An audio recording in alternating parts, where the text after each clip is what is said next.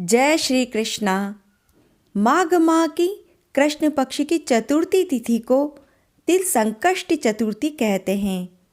वैसे तो प्रत्येक मास की कृष्ण पक्ष की चतुर्थी को गणेश चतुर्थी कहा जाता है, लेकिन इस चतुर्थी तिथि पर भगवान गणेश ने देवताओं के संकट दूर किए थे। इस पर प्रसन्न होकर भगवान शंकर ने उन्हें प्रथम पूज्य होने का आशीर्वाद दिया था और कहा था कि जो भी व्यक्ति इस चतुर्थी का व्रत रखेगा उसके सभी संकट दूर होंगे। इस व्रत को महिलाएं व पुरुष दोनों ही कर सकते हैं। महिलाएं अपने सुख व सौभाग्य तथा संतान की समृद्धि के लिए व्रत रखती हैं और पुरुष सर्वत्र कल्याण के लिए, जीवन में आए संकटों को दूर करने के लिए व्रत रखते हैं। इस व्रत की पूजा विधि में व्रती को प्रातःकाल व्रत का संकल्प लेकर गणपति जी की पूजा षोडशोपचार विधि से करनी चाहिए। फिर शाम को चंद्रमा को जल व कच्चे दूध का अर्घ देकर तेल व गुड़ का भोग लगाकर ही व्रत पूर्ण होता है। आइए सुनते हैं गणेश चतुर्थी की व्रत कथा। एक गांव में दो भाइयों का परिवार रहता था। बड़ा भाई बहुत ही अमीर था, लेकिन छोटा भाई बड़ा गरीब था। वह जंगल से लकड़ी काट कर लाता और उन्हें गांव में बेचता था। उससे जो पैसे मिलते उसी से अपने परिवार का लालन पालन किया करता था। बड़े भाई की पत्नी भी अमीर होने के कारण बहुत ही घमंडी थी। दूसरी ओर छोटे भाई की पत्नी बड़ी सरल स्वभाव की थी और वह गणपति जी की परम भक्त थी। सुबह अपने घर का सारा काम निपटाकर जिठानी के घर का चूल्हा चौका आदि सारे काम करती थी और बदले में जेठानी उसे घर का खाना, कपड़े आदि दे देती। इसी तरह से देवरानी अपने घर का काम चला रही थी। एक बार माघ महीने में देवरानी ने तिल चौथ का व्रत किया।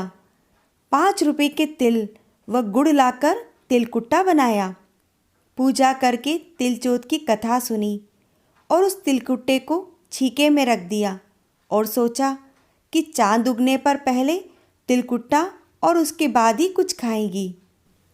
भगवान की कथा सुनकर वह जेठानी के घर चली गई। वहाँ पर खाना बनाकर जेठानी के बच्चों से कहा कि बच्चों भोजन कर लो। तो बच्चे बोले कि माँ ने व्रत किया है और माँ भूखी है। जब माँ खाना खाएगी हम भी तभी खा लेंगे। जेठ जी को कहा कि जेठ जी भोजन कर लो।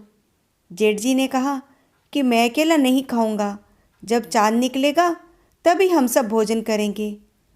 जेठानी ने कहा कि आज तो किसी ने भी अभी तक खाना नहीं खाया, इसीलिए तुम्हें मैं खाना कैसे दे दूं? तुम सुबह ही बचा हुआ खाना ले जाना।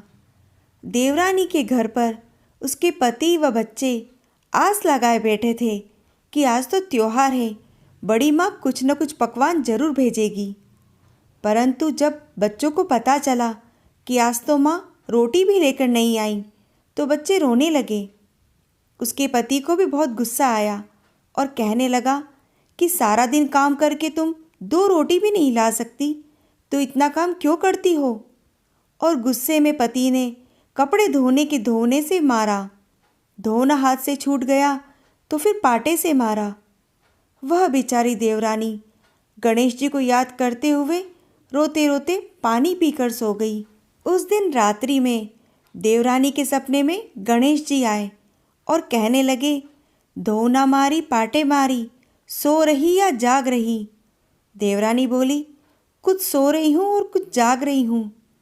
तो गणेश जी ने कहा कि मुझे भूख लगी है, कुछ खाने को दे। देवरानी ने कहा, क्या दूं? मेरे घर में तो अन्न का एक दाना भी नहीं है। जेठानी की यहाँ बचा कुचा खाना था, वो भी नहीं मिला। पूजा का बचा हुआ तिलकुट्टा छीके में रखा है, वही खा लो। तिलकुट्टा खाने के बाद गणेश जी ने कहा कि धोना मारी पाटे मारी, निमटाई लागी, कहाँ निमटूं?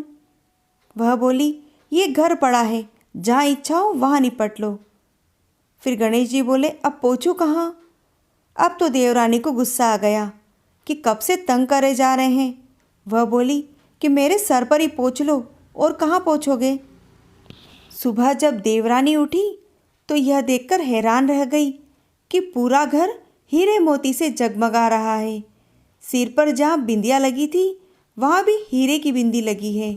उस दिन देवरानी अपनी जेठानी के घर काम करने नहीं गई तो जेठानी ने अपने बच्चों को बोला कि जाओ चाची के यहाँ देख कर आओ, कहीं बुरा तो नहीं मान गई। बच्चे बुलाने गए और बोले कि चाची चलो, माँ ने बुलाया है, सारा घर का काम पड़ा है। दुनिया में चाहे कोई भी मौका चूक जाए, पर देवरानी जेठानी आपस में कहने से नहीं चूकती। तभी देवरानी ने कहा कि बेटा, बहुत दिनों से मैं तुम्हारी माँ के घर काम कर रही थी, अब तुम अपनी माँ को मेरे यहाँ काम करने के लिए भेज दो। बच्चों ने घर आकर माँ को बताया कि चाची का घर तो हीरे मोती से जगमगा रहा है। यह सुनकर जेठानी दौड़ती हुई देवरानी के पास आई और पूछा कि यह सब कैसे हुआ। देवरानी ने उसके साथ जो कुछ भी हुआ था सब कह दिया। देवरानी ने कहा कि तुमने तो मुझे खाना नहीं दिया, परंतु गणेश जी की कृपा से यह सब हुआ है, और उसे सारी बात बता दी। घर आकर जेठानी भी अपने पति से बोली कि आप मुझे धोना और पाटे से मारो। उसके पति ने कहा कि भली मानस, मैंने तो कभी तुम पर हाथ भी नहीं उठाया, मैं तुम्हें धोने व पाटे से क्यों मारूं? लेकिन वह नहीं मानी और जिद करने लगी। उसके पति को गुस्सा आ गया और मजबूरी में उसे मारना पड़ा। उसने ढेर सारा घी डालकर चूरमा बनाया और छीके में रखकर सो गई। रात को चौथ विनायक जी उसके सपने में आए और कहने लगे कि उठ, भूख लगी है, क्या खाऊं? तो उसने कहा कि मेरी देवरानी के यहाँ पर तो आपने सूखा तिलकुट्टा खाया था, और मैंने तो झरते हुए घी का चूरमा बनाया है और आपके लिए छीके में रखा है, और साथ में फल और मेवे भी रखे हैं, चाहे जो खा लो। थोड़ी देर बाद गणेश जी बोले कि अब निपटे कहाँ? तो जेठानी ने कहा, उसके यहाँ तो टूटी फूटी झोपड़ी थी और मेरे यहाँ पर कंचन के महल हैं, चाहे जहाँ निपट लो।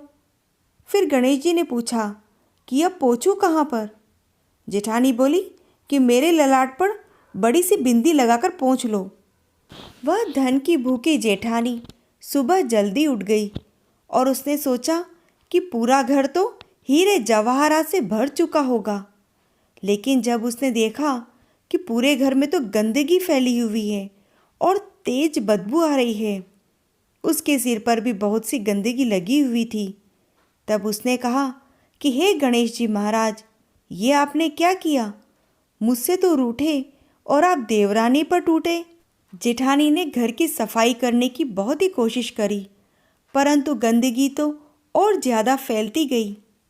जेठानी के पति को जब पता चला तो वह भी उस पर बहुत गुस्सा हुआ और बोला कि तेरे पास इतना सब कुछ था, फिर भी तेरा मन नहीं भरा, तूने लालच में आकर यह सब किया। परेशान होकर वह गणेश जी से मदद की विनती करने लगी। विनायक जी ने कहा कि देवरानी से जलन के कारण तूने जो कुछ किया, यह सब उसी का फल है। अब तू अपने धन में से उसे आधा धन देगी, तभी यह सब साफ होगा। उसने आधा धन बांट दिया, किंतु मोहरों की खांडी चूल्हे के नीचे गाड़ रखी थी। उसने सोचा कि किसी को पता नहीं चलेगा, और उसने उसे नहीं बांटा। तब उसने कहा, हे गणपति जी, अब अपना बिखराव समेटो। गणेश जी बोले कि पहले चूल्हे के नीचे गड़ी हुई मोहरों की हांडी के साथ सुई की भी पाती कर। इस प्रकार विनायक जी ने सुई जैसे छोटी चीज की भी पाती करी और अपनी माया को समेटा। हे गणेश जी महाराज, जैसी आपने देवरानी पर कृपा करी, वैसे सभी पर करना। कहानी कहने वाले, सुनने वाले और हुंकार भरने वाले सब पर अपनी कृपा दृष्टि बनाए रखना। किंतु जेठानी को जैसी सजा दी, वैसी किसी को मत देना। यदि आपने अभी तक इस चैनल को सब्सक्राइब नहीं किया है, तो आप सब्सक्राइब करें, इस कथा को लाइक व शेयर करें और यह कथा आपको कैसी लगी कमेंट बॉक्स में कमेंट करें। जय श्री कृष्णा।